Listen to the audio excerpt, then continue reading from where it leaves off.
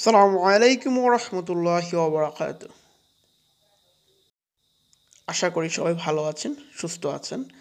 আজ আমি একটি তেলবাহী জাহাজে এসেছি আপনাদেরকে দেখানোর জন্য। তো এখন আমি আপনাদেরকে এই জাহাজের ইঞ্জিন রুমটা ঘুরে ঘুরে দেখাবো।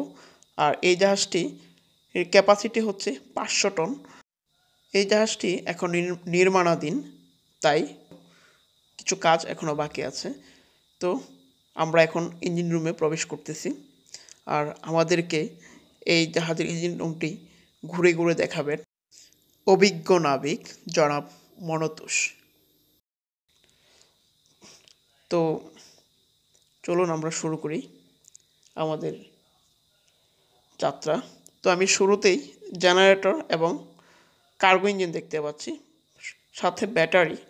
আর এই জাহাজের প্রত্যেকটা ইঞ্জিনেই ইলেকট্রিক স্টার্ট, এই জন্য প্রত্যেকটা ইউনিটের সাথেই আপনার ব্যাটারি আছে। এই হচ্ছে জেনারেটর, এগুলো হচ্ছে ফুয়েল ট্যাঙ্ক। এই পাশে ওই ডোরটা হচ্ছে ইমার্জেন্সি এক্সিস্টের ডোর, পাশে হচ্ছে সিওএস ট্যাঙ্ক। এটা হচ্ছে যাদের পোর্ট সাইডের মেইন ইঞ্জিন। এটার 550 বিএসপির ক্যাপাসিটির এই জাহাজে দুইটি মেইন ইঞ্জিন আছে। আর এই সিওএস ট্যাঙ্কের নিচে এর সাথে ট্রান্সপোর্ট পাম্প আছে, এর নিচে অ্যারেঞ্জমেন্ট করা। আর এটা হচ্ছে কন্ট্রোল রুম, এটার কাজ এখনও কমপ্লিট হয়নি। আমার ডান পাশে যেটা ছিল, এই জাহাজে দুটি কার্গো ইঞ্জিন আছে। আর এগুলো হচ্ছে অয়েল ফিল্টার, পাশে হচ্ছে ম্যানিফোল্ড। এটা হচ্ছে স্টারবোর্ড সাইডের মেইন ইঞ্জিন, এটারও আগেরটার সমানই ক্যাপাসিটি। এটা হচ্ছে ইঞ্জিন কন্ট্রোল। আর এখানে মেন ইঞ্জিনের আরপিএম, লো oil temperature, fresh water temperature এবং বিভিন্ন তথ্য শো করে। ওই পাশটাতে এই প্ল্যাটফর্মটার নিচে আছে হচ্ছে পাম্পিং সিস্টেমটা। আমি এখানে ঢুকি নাই, আমি যেহেতু বয়লার শ্যুট নিয়ে আসি না, এই জন্য আমি নিচে ঢুকে ভিডিও করতে পারিনি। এটা হচ্ছে এয়ার বোতল। এয়ার বোতলগুলো মেইন ইঞ্জিন স্টার্ট করার জন্য ব্যবহৃত হয়।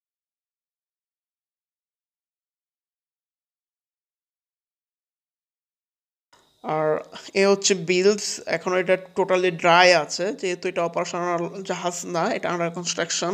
এটাতে এখানে অনেক কিছু ইনস্টল করা বাকি আছে।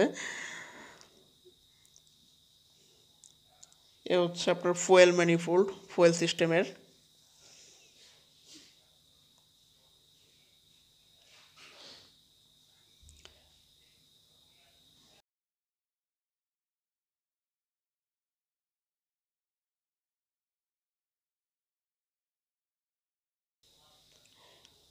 এটা আমার কলিগ জিজ্ঞেস করছে এটা কি, এটা সিওএস ট্যাঙ্ক। আমার একটু ব্যাক পেতে হয়েছিল বোঝানোর জন্য। সিওএস ট্যাঙ্ক আপনারা যারা বোঝেন না, সেটা সহজ বাংলায় বলা হচ্ছে সেফটি ট্যাঙ্ক।